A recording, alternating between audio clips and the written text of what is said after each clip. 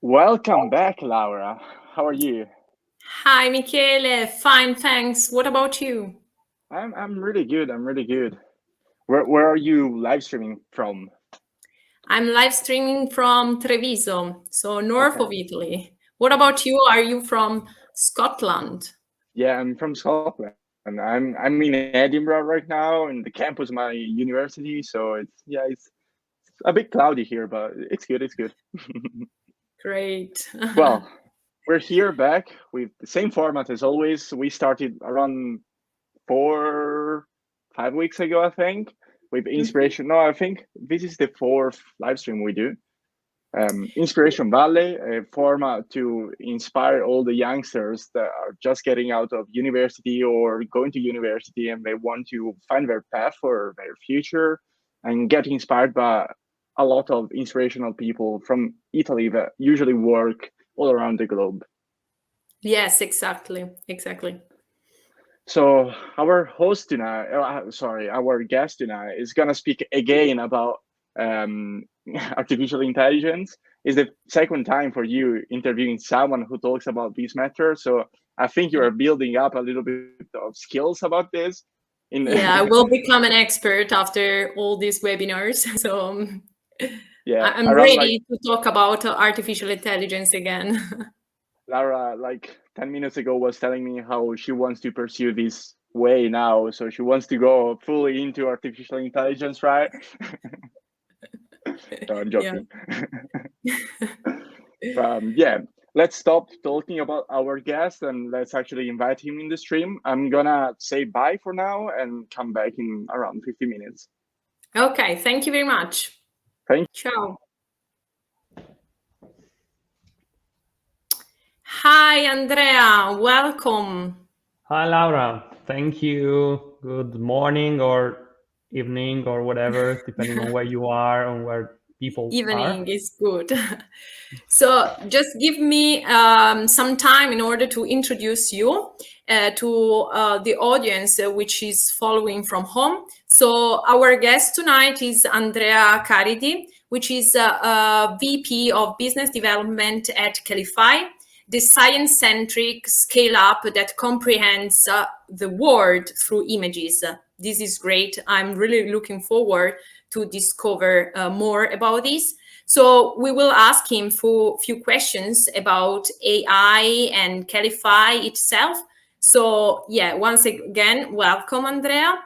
I would like to ask you as a first question something about your academic and professional path, because I think that people with who is following from home are very interested in order to be inspired about the path which brought you where you are right now. So which brought you to be the VP of Business Development. So please, the floor is yours, and we will listen to you. Okay, thank you for the introduction and thank you for the stage here today. And about my journey. I started my journey being, I would say, a curious person first, before starting studying anything in my life. I was really curious about how things work, how to make things work, how to fix things. So this was really what I wanted to do for my life. Then I started studying telecommunication engineering because this was something I wasn't able to comprehend before. I was able to touch things and to understand how things were working, but I wanted to study and to dig a little more about electronics and computer science and so on. So I started studying that, but always my mission has been to understand things and try to transfer this knowledge to the normal world I had around me, so to everyone. And that's the reason why studying telecommunication engineering at the University of Genoa, then I continued my studying career in Telecom Paritech in Paris. It is another engineering school, and where I started following another kind of courses like economics, management, and entrepreneurship, and so on. So just to say, okay, I would need to understand how to turn my skills into something more close to the market, let me say. And there I started knowing people from all over the world, different cultures, different ideas. I started my first startup project with friends at school. I failed. I started other things and failed and failed and failed and failed. So this was, I could say, a really high-level course in the life. And then I made a bit of research here in Italy, in Germany, in France. But then I changed my career when I started being involved in R&D and innovation projects for an SME here in Italy. They wanted to start developing new businesses, the development of new technologies, new applications, studying new markets, and so on. And there I started being really involved in many projects, involved in new startup projects, new branches projects, and so on. And in or about 10 years, really, I thought it was really incredible what you can build working with innovation. Then I moved to really scale up projects, scale up companies, global AI companies, to do the next step, to understand how deep technologies and complex solutions can be sold to the mass market. And this has been really incredible. My last 4 or 5 years have been really interesting, because I started understanding how to deal with other cultures, other way of working every day, C-level executives that really want to achieve a goal, and you need to explain why you, a little thing in the world, are able to help them achieve great things. And this is what I am doing now, and this is really exciting. Amazing. So once again, even from your path, we can see that the hands-on approach is really important, and also like being involved, as you said before, in international environment is really interesting. So thank you for this overview. But now, since let's say the core of this hour together is about Kellify and AI, I would like to ask you to give us an overview of what is artificial intelligence. If you can start from a definition so that we can be all aligned on this topic, and if you can explain us how this topic, which is a hot topic, because nowadays everybody talks about artificial intelligence. So how is this topic evolved over time, and which is the current market of artificial intelligence nowadays? Yeah. Okay. Of course, I cannot talk about the entire artificial intelligence topic. I have my experience, and I can try to give my point of view about this market. You know, you can have different buzzwords in this area: artificial intelligence, machine learning, etc., etc. Most of these words are typically confused or used together. But what I can say is that the real value that we are trying to extract every day with this kind of technologies is to make things scale. This is really the value that we try to find out, because every time that we analyze a new project, new problem, issues, pain points that the clients can have, we start from a problem that they know, that from something that they were doing somehow. So you know how to solve things manually when you deal with a punctual problem. The problem is that today we try to scale problem solving to huge numbers and to a great mass of information. So in this case, we try to understand how technology can help replicate the way humans typically deal with problems.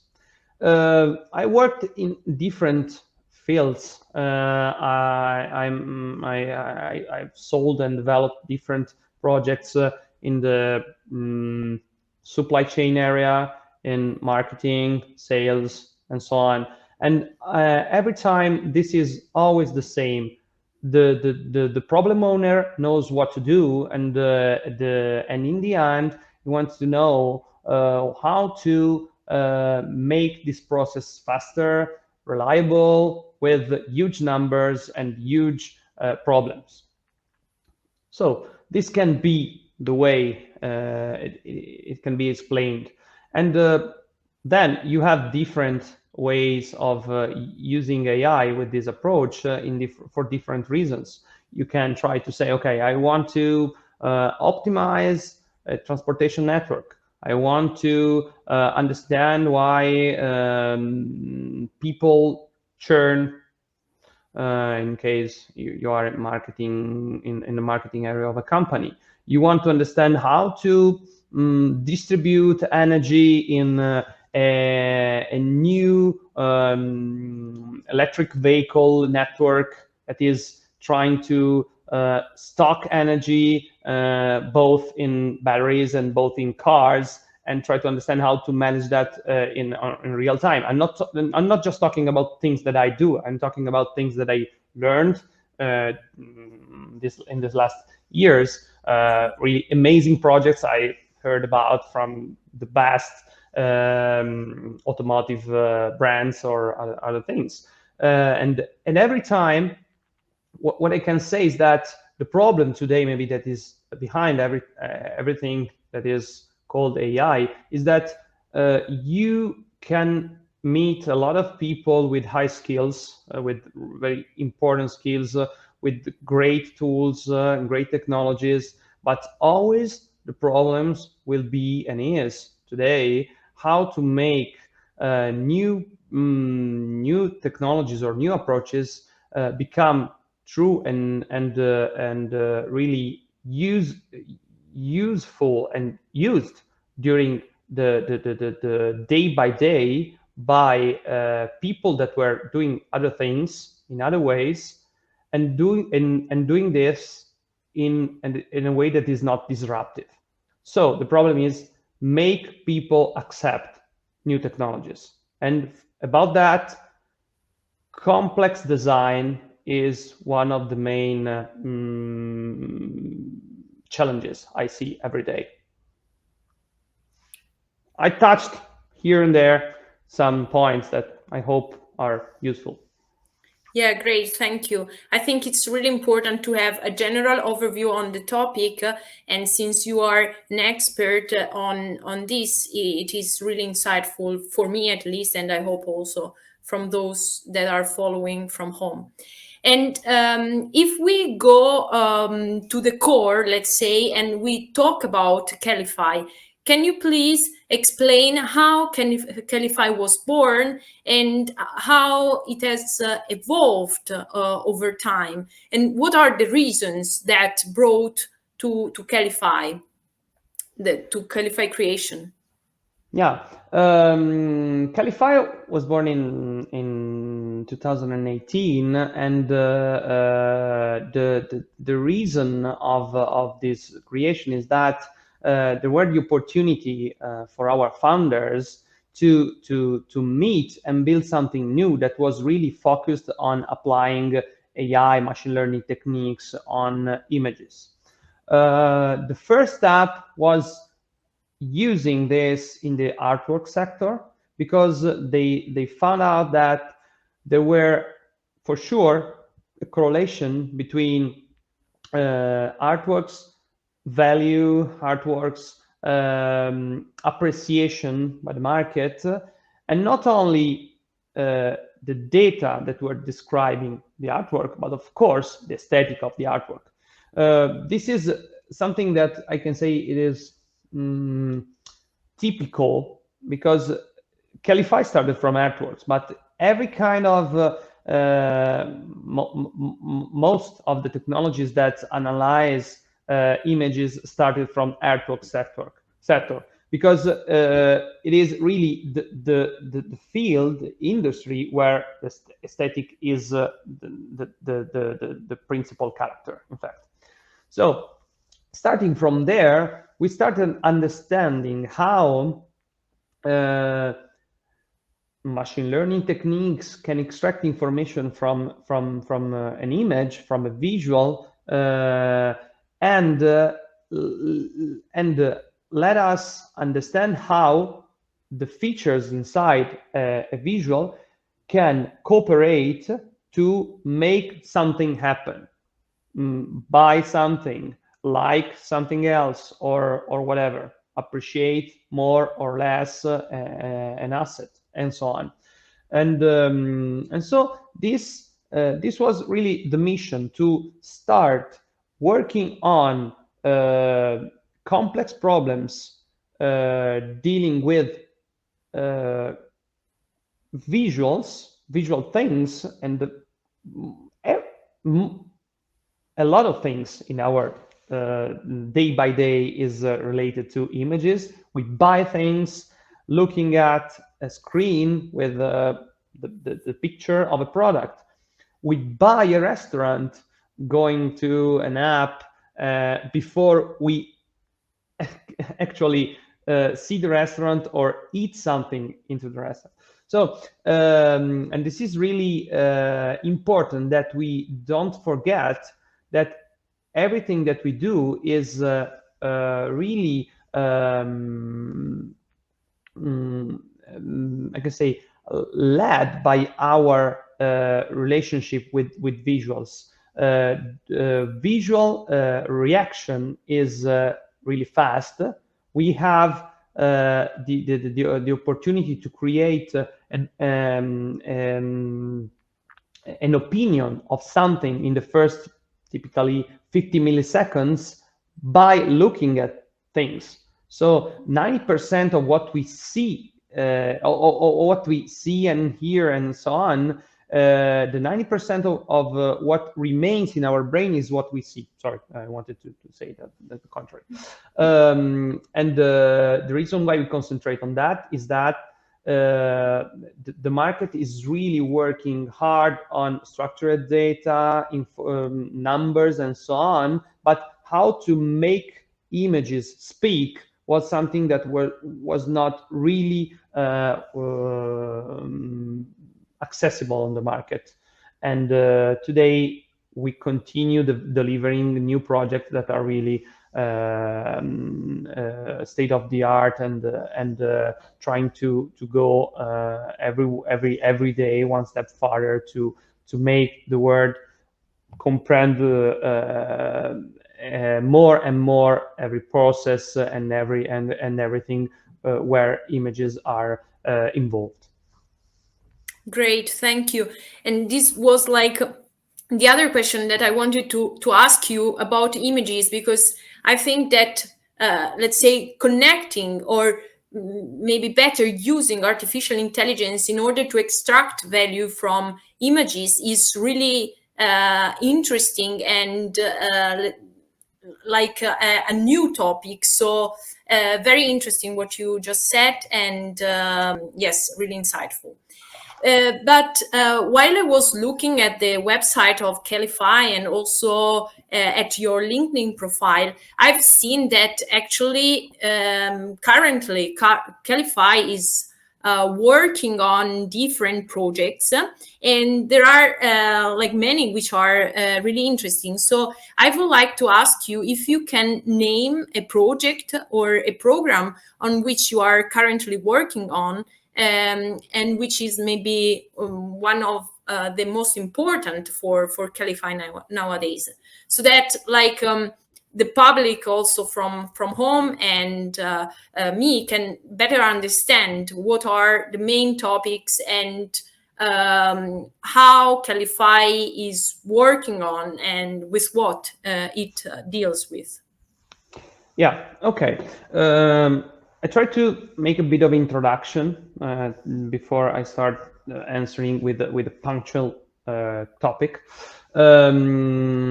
As I said, we are interested in understanding what is the role of a visual in a process.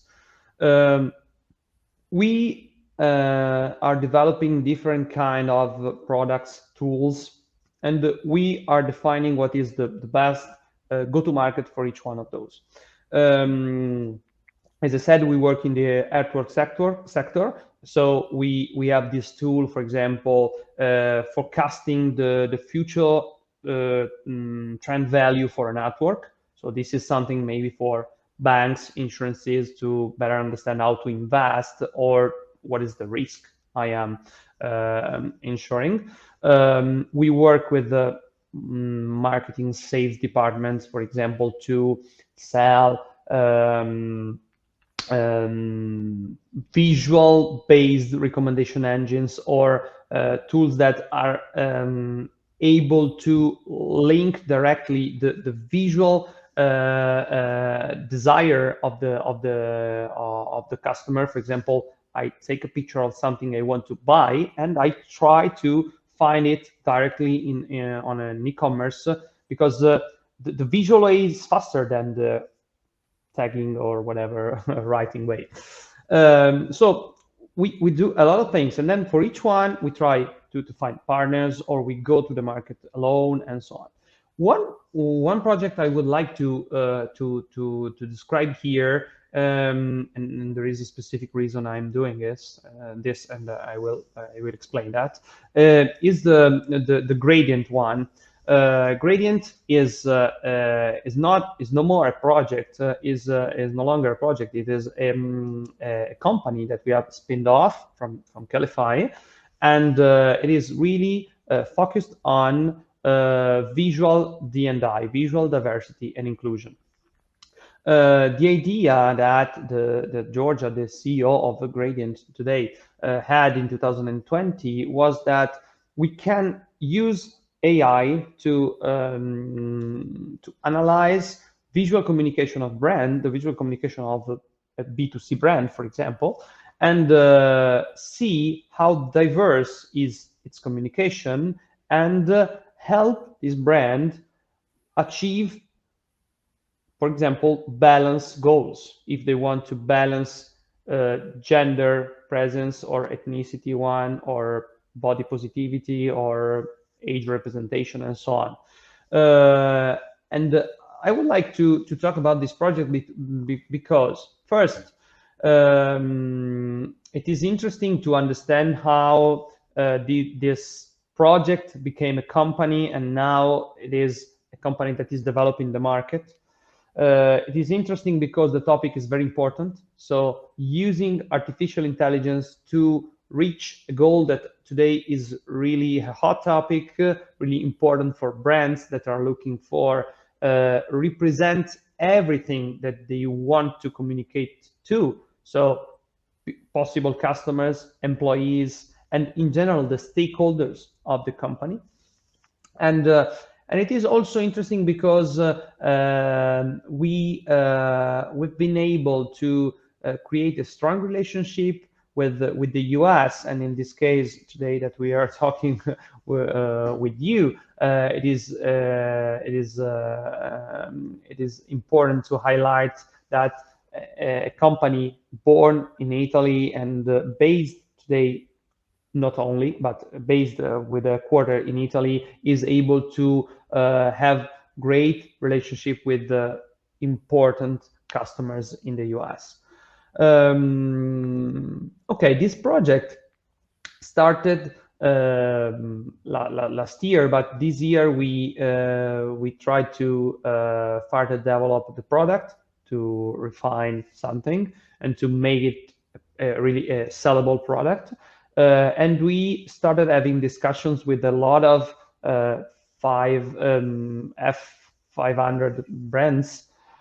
And in the end, in a very few time, we started understanding that the market was ready for this kind of technology, but at different levels. And this is something that it is important to understand when you are selling a product, because the diversity and inclusion topic is everywhere, but not every company is at the same stage. You can find companies that are really, really well structured. We work today, for example, with a Fortune 50 company in the US, a CPG company, one of the best in the world. And you know, they are really structured. They have their marketing dedicated to sustainable development goals in general, and inside that, the D&I. They have the normal marketing cooperating with this team. You have HR cooperating with this team. You have everything that is really part of a whole ecosystem that is really working hard to reach the same goal. You have companies that understood that D&I is a topic. They started from maybe HR, working with policies for new employees or for well-being inside the company, and they are understanding that the image of the company is very important to make this come true, because you cannot just write things down in a paper. You need also to show to the world that you are something inclusive when you are a brand, and they want to make a step further. And also you have companies that are just saying, okay, we need to start talking about this topic. We need to start facing this topic. We need to start doing something. So, and it is really completely different when you try to discuss with one or the other kind of company. And that's also another part very interesting of our job, because we are not just selling technology. We are trying to make technology help your customer solve a strategic problem. And in this case, understanding where they are in their journey can help you understand where you are a value for them, when you are a value for them, if you can be a value alone, or if you need a partner, etc., etc. For example, sometimes we work with other consultants very skilled in D&I strategies, and then we try to build a project, a more comprehensive project for the customer, and we help them developing their strategies. Or they just need you to monitor what they're doing and to give them a report about how they're representing gender or ethnicity in their communication. So it really depends. So you are you are offering customized services to the clients let's say by looking at their level of inclusion and by analyzing the company, correct? Yes and no. In the end, the customer is receiving a customized service. But what we are trying to do is to sell our products, because we sell subscription to our product that is monitoring their visual D&I and suggesting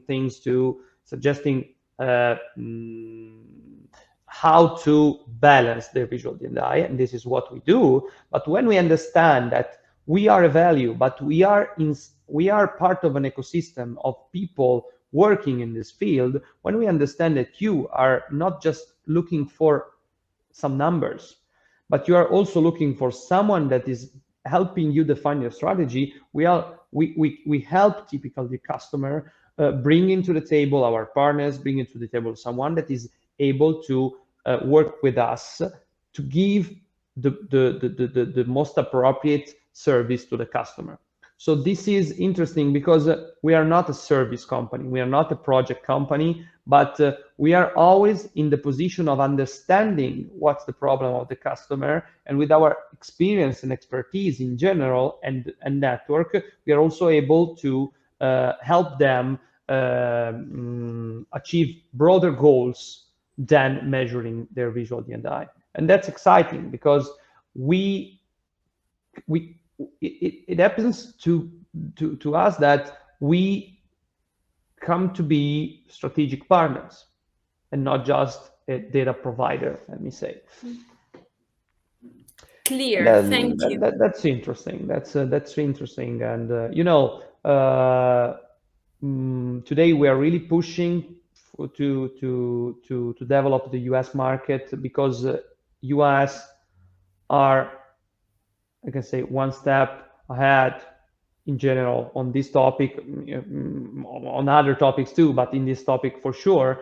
And we are really learning a lot from the US market, and we are trying to understand how to help European market develop their D&I strategy, also to reach the same level of the US market in a few time, because this is not just a matter of business, this is a matter of values, this is a matter of people representation. So it is important that all markets are able to reach a good level in a short time. Clear. But so why artificial intelligence is needed in this specific project or now company, as you mentioned before? Okay, I come back to what I was saying before. You use artificial intelligence when you need to scale.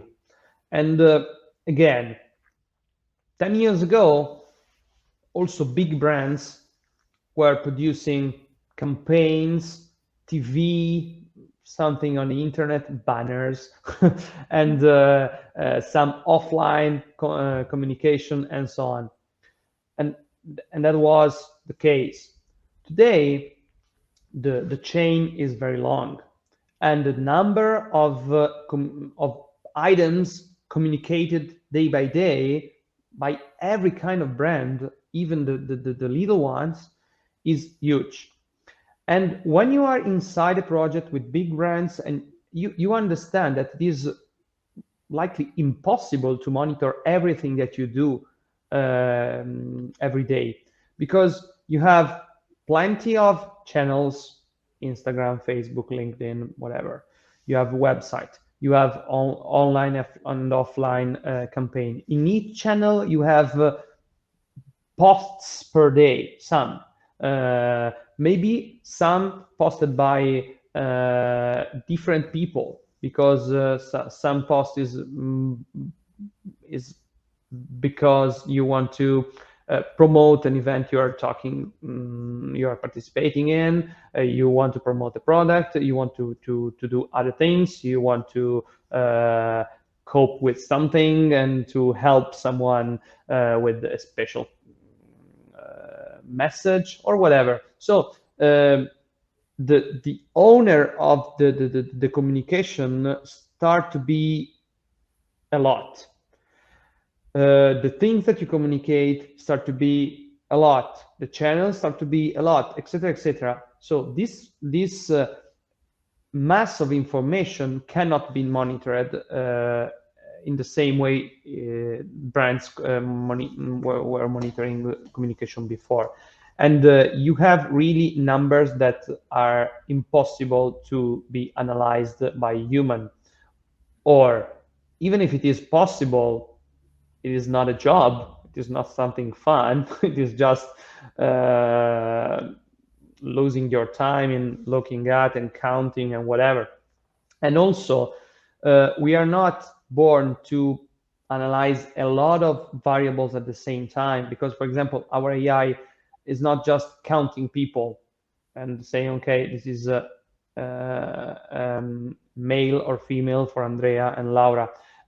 We are also looking at the visual priority of the person. So bigger, little, or front or back, or things like that. The meaning of a person in an image. And in this case, we have a lot of variables, and we cross the analysis over the variables. So we are able to say very sophisticated things looking at these images. So think about counting people in thousands of images, evaluating their presence, their role, etc., in thousands of images. This wouldn't be something feasible for a person. So in this case, you need to scale. You need to bring this analysis to the next level, and you need technology to help you. Amazing, really amazing. So I really like it. So perfect. And now, if we go back to Kellify, what are the strategies adopted by your company to face the main market pain points? Let's say the main pain points can be commons for companies. And just to mention one, it may be like how to find new clients, or how to take care of the relationship with new clients. So can you share with us how you face these market pain points, and how you deal with them? We are trying to create innovation also in our growth process. That's something amazing. That's a big challenge, but that's part of the job. As I said, it is really interesting to understand how to sell to the world complex solutions, and this is something. But also you need to understand how to grow when you are a little startup and you're trying to become a scale up, and then you try to become a big company, and you need to attract capitals, and you need to be sold to someone tomorrow, etc., etc. And then you cannot wait for the market to be ready for you. You need to be dynamic and adapt to the change of the market. And what we do first is we are really concentrating on working hard every day, as every startup is doing in every day in every part of the world. But also we try to really leverage everything that we have on our table. So we have the technology, we have the IP that we have produced. We have a team that is able to understand what is valuable for the market. We can study the market, and we have a lot of relationships with advisors, partners all around the world, to be able to make direct market analysis in a short time. We do also secondary and so on market analysis, but we seize a little bit what can be a good candidate for the market. And then we're trying to create an agile way of make our business international. We, together with our partners and advisors, we try to look at the market, find out possible customers, find out what is the value that we are bringing to them, create a success story, but not for the market, for us, to understand what is working and what is not working, what is a good strategy and what is not, and then we try to replicate it. So, and then we try to see if the same thing is going to be the same in another market, and then we replicate that and replicate that. Also, in every market, we try to see if there are differences, and we try to learn from the differences, and then we merge. we have a very closed loop every week. We talk about it every day, but every week we have meetings where we discuss what we have learned from our market every day, and we try to spread the word inside the team.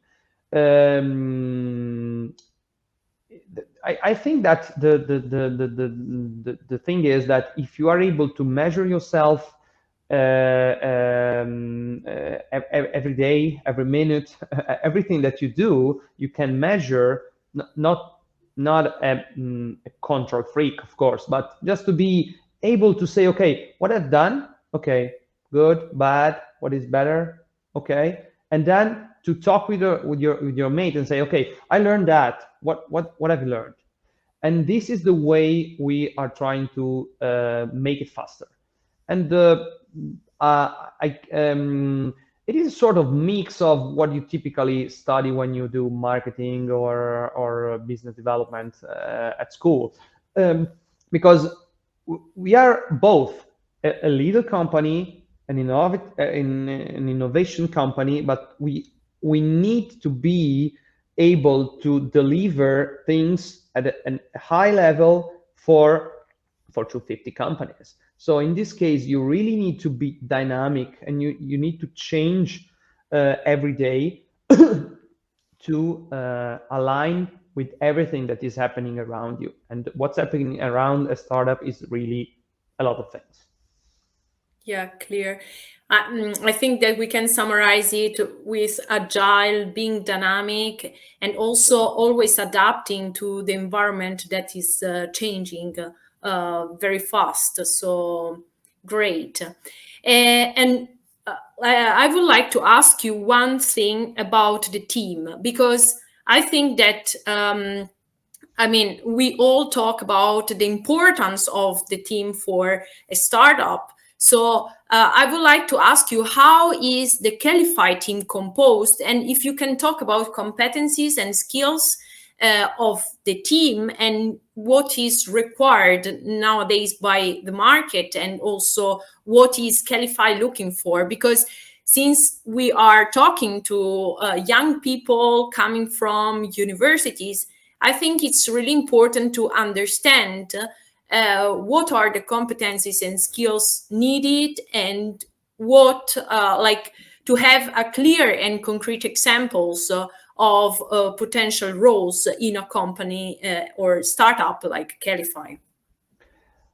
Okay, again, here also the team topic is a dynamic one, because you need to evolve. And today we are hiring people, but we are discussing about who is the person we need to hire in 3 months, in 6 months, in 9 months, because of course we need to lead the change, to lead our change, and we need to see what will be in the future. First, in our history, the first part of the team was data scientists, in general scientists that were able to develop our IP. Then we started creating marketing around what we are, just to make the world know that Kellify exists and that Kellify is working on images and AI. Then we started building up the business team that is composed by who is trying to understand how to create solid model for the future, team dedicated to developing the business on the field, channels, customers, and everything. Marketing team able to create new way of describing what you do and following the dynamic of your evolution, to be able to bring new things, new information, new values to the customer. And then you have to have you need to build a product team that is able to bring the IP understand what the market is asking, understand how things need to work, understand what are the expectations that the marketing set for the public, for the users, and then create this product that need to evolve in time depending on the dynamic of the market. And this is where we are today. We are trying to structure a huge team that comprehends everything here, and that is, I can say, the first step of a big company team, because you have everything inside. And this is really really interesting, because these are the functions, but you need to hire, of course, experienced people, because you need also to manage your team. But this is, I can say, the main scope of more experienced people in this case, because on the contrary, you need very young people, because if you are in this field, you need to have the people that know the last things that are on the market, the last techniques, etc., etc., in the technical areas, but also in the business one. Because if you're you mentioned the agile way, okay, but in general, working today, you can work differently. And young people started studying and working with a new approach, and then also letting them express the way they would like to work is another way of understanding how you can make it faster. So one thing is the functions that we are building to turn a company from a startup to a scale up, and to be prepared for the huge market tomorrow. And another way you need to look at the team is the skills and the approach of the people you're hiring. And that's also interesting, because we need to look not only at physics or mathematics or engineering schools, but also somewhere else, because we need to create an environment where you have different points of view. And when I say different, I really mean different. So I could talk about the team for hours. Yeah, I know it's like really a fundamental topic, but I have one last question for you before finishing this very interesting chat with you. So you were talking about a dynamic way in which you are thinking about the team, because you are thinking about who is gonna be hired in the next 3, 6, or 9 months. So you kind of suggest an expansion of Kellify. And by looking at the website, I've seen that actually Kellify is not only present in Italy, and you also mentioned it before. So I would like to ask you, where is Kellify also present, and what are the strategy? Why in that specific countries? If you can share them with us, of course. Yes. This is the other point of view that we need to have: functions, skills, and geography. We are now in different countries. We are in Korea, in South Korea. We are in Spain. We are in the US, we are in Italy, of course, we started from there. And we are looking to other markets at this time. Why these countries? South Korea has been the first one, because it is really a digital country. So we are trying to understand if this market is a good one to start selling our product for in the Asia Pacific. And we started building this year. We started building our network there, and next year we will be ready to start developing the market.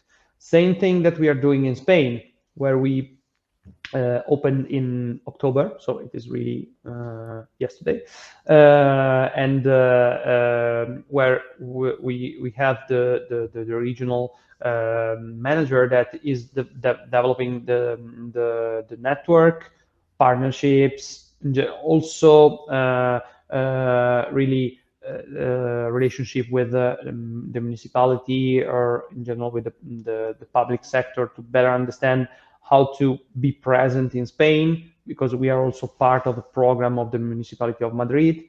And we are helping each of these countries from the headquarters with the business development team, because we try to make them able to think about their country, but not to think about doing thousands of things every day, because they need to be concentrated on their goals. Then in the US, because there are a lot of course, it is the biggest market that we can have in the world for our services. For the D&I topic, it is the more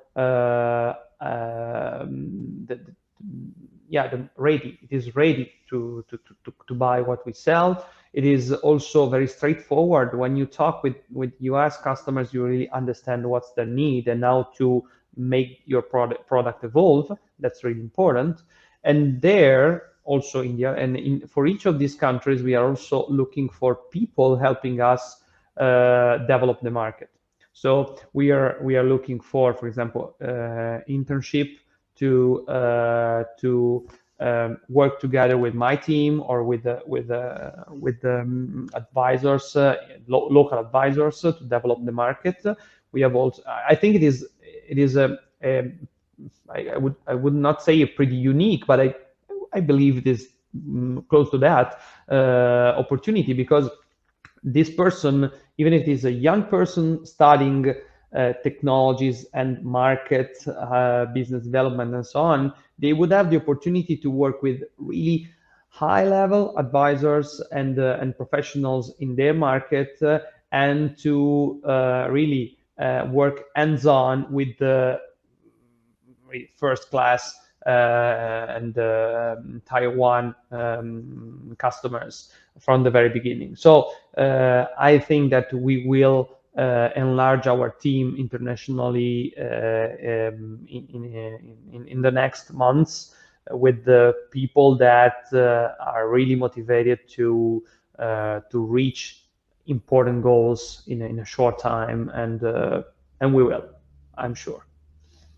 Great. This is a call for maybe young people that are interested in these great opportunities. So then just feel free to reach Andrea. I mean, I hope that it's like this. So yeah, that's like, join my team. Yeah, come on. Yeah, exactly. Okay, great. So thank you very much. I believe You're we are welcome. done with all the questions. It was really, really insightful for me talking with you, and I'm quite sure that it was also for people who are following from home. And so now I see that Michele is back. The floor is yours, Michele. We cannot hear You're on mute.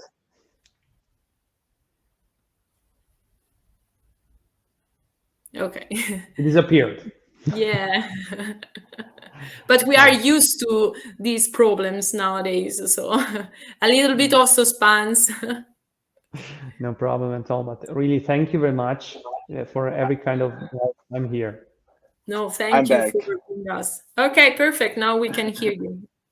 Yeah, my AirPods, they just mess up everything sometimes, so it's like weird.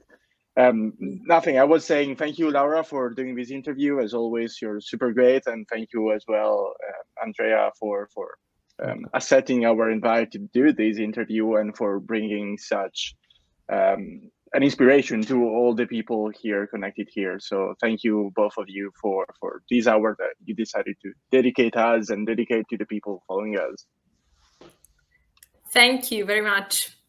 So and thank you again, Andrea. It was a big pleasure, and I hope to see you soon. Me too.